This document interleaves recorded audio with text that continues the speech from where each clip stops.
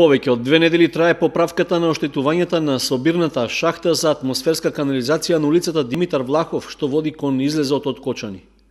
Поставените сообраќајни знаци го ограничуваат поминувањето на возилата по едната коловозна лента поради раскопувањата на каналот во кој е сместена решетката.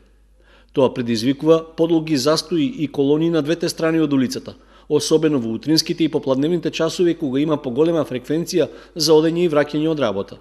Нервоза има и кај возачите и кај патниците кои се симнуваат на блиската автобуска постојка, со што метежот е уште поголем.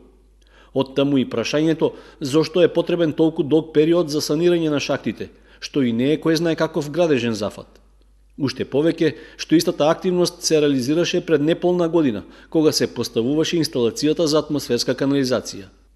Дали во прашање е неквалитетна изведба или проектирање на зафатот, но факт е дека за кратко време дел од решетките попуштија и станаа закана за оштетување на возилата.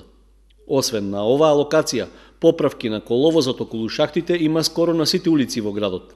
При тоа, наместо со асфалт, како што е вообичаено, санирањето околу нив се прави со бехатон плочки, што ја доведува во прашање издржливоста и трајноста на целиот зафат.